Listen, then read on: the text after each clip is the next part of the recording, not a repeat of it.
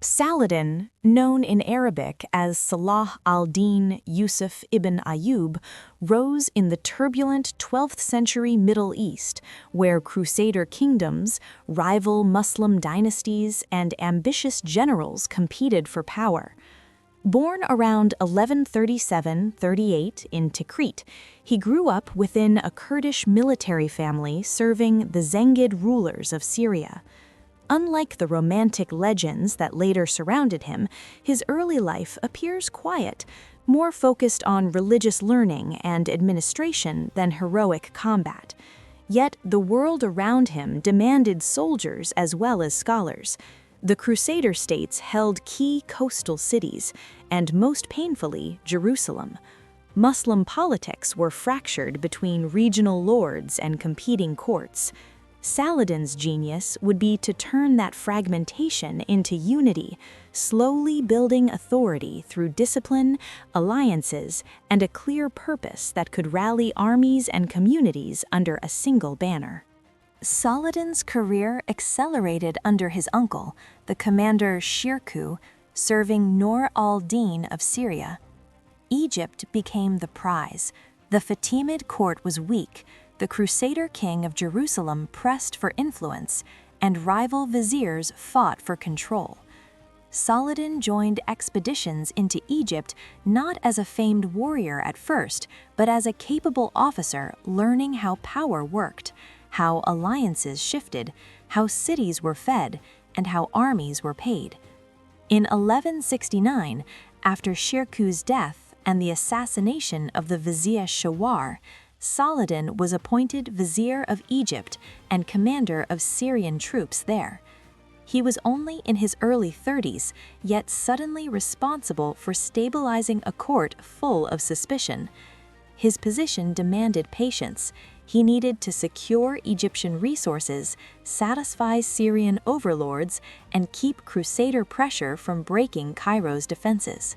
Holding Egypt was not enough. Saladin needed legitimacy. In 1171, he ended the Fatimid Caliphate and restored Sunni authority in Egypt, aligning the country with the wider Sunni world. That decision was not only religious, it was strategic, allowing him to unite scholars, judges, and military elites around a clearer identity. Still, he initially remained linked to Nur al-Din, whose power in Syria could not be ignored. When Nur al-Din died in 1174, the region became a contest of claimants and anxious cities. Saladin moved into Syria with a disciplined force, presenting himself as protector and regent, then steadily building personal rule through diplomacy and selective force. Damascus, Aleppo, and other centers each required careful handling. Local elites wanted stability, not chaos. Saladin's method was patient consolidation, securing revenue, appointing reliable governors, and tying territory together so that a united front against the Crusaders became possible. With Egypt and Syria increasingly tied together, Saladin focused on the core problem, the Crusader states. He did not rely on a single miracle battle. He prepared the region for long struggle. Fortresses were repaired, garrisons rotated, and raids tested enemy responses. He encouraged religious institutions that strengthened morale and gave his wars a unifying message. Yet he also practiced pragmatic diplomacy, accepting truces when needed to regroup, pay troops, and prevent rival Muslim lords from undermining unity. Saladin's reputation for generosity and restraint was part of statecraft.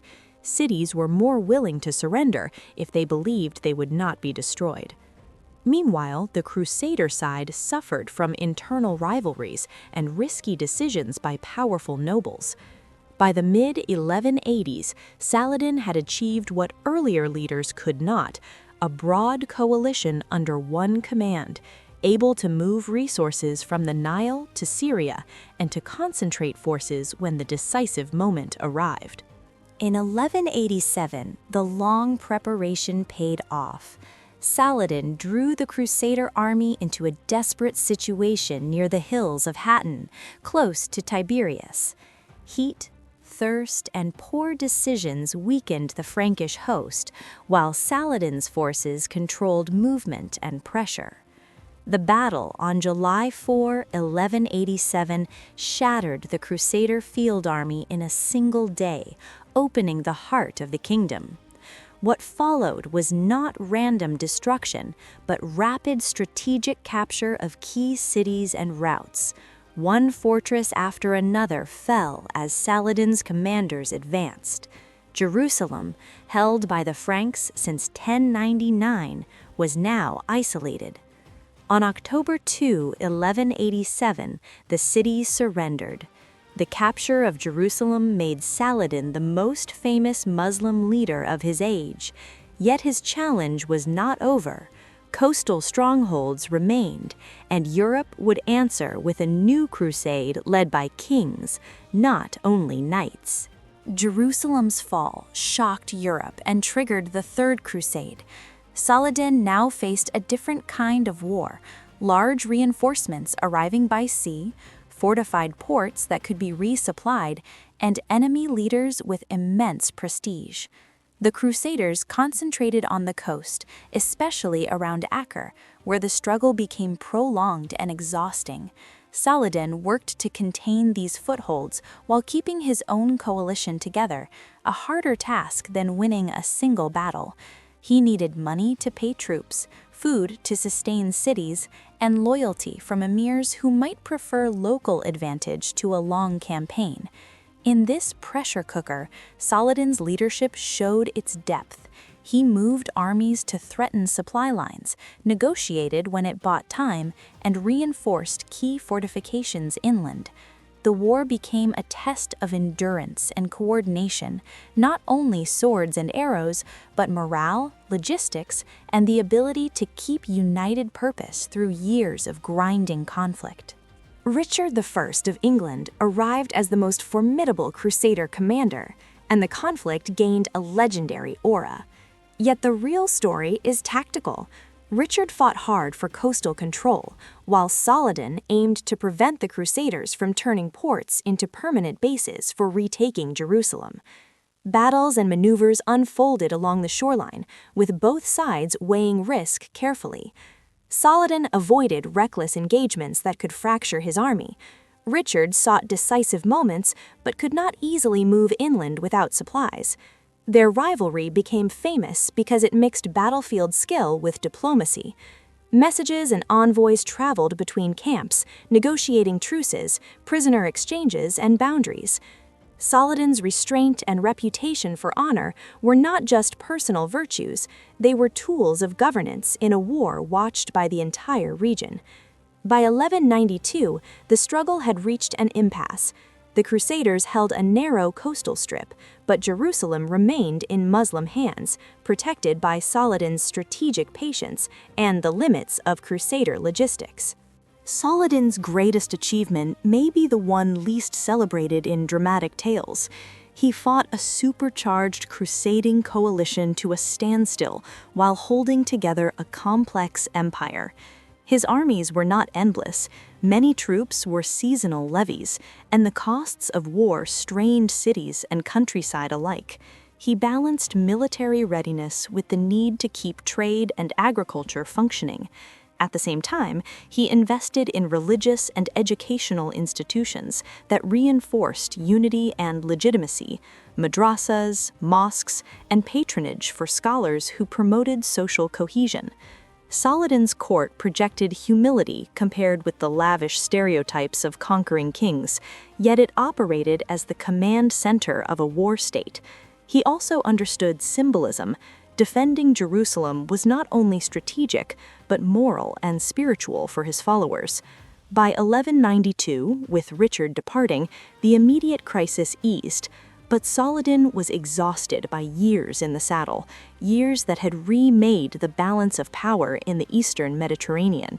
In March 1193, Saladin died in Damascus, leaving behind an empire that had been held together largely by his personal authority. Stories spread that he died with little private wealth, having spent resources on war, charity, and governance. Whether every detail is legend or not, the broader truth stands. Saladin's reign reshaped the Islamic Near East and forced the Crusader states into a defensive posture they would never fully escape. Yet succession was difficult. Like many medieval empires, the Ayyubid realm risked fragmentation as relatives and commanders sought provinces and revenues. Even so, Saladin's institutional work, fortresses, administrative practices, and a renewed sense of common purpose outlived him. In the West, he became a paradoxical figure, feared as the conqueror of Jerusalem, but admired as a leader of dignity and restraint. In the Islamic world, he endured as a symbol of unity against invasion. His legacy sits between hard strategy and powerful memory, forged in an age of faith and steel. Saladin's story is often told as a duel between civilizations, but its deeper lesson is unity. He inherited a divided Muslim political landscape and turned it into a coordinated state capable of resisting the greatest mobilization of crusading Europe. He did it through discipline, patient consolidation, and an understanding that legitimacy matters as much as victory. The capture of Jerusalem in 1187 was the moment the world remembered, yet the years afterward showed his true strength, holding a coalition together under relentless pressure. His reputation for honor, whether perfectly accurate or partly idealized, helped stabilize surrender, reduce cycles of revenge, and keep governance functioning in wartime. After his death, the Ayyubids struggled with division, but the strategic map had changed permanently.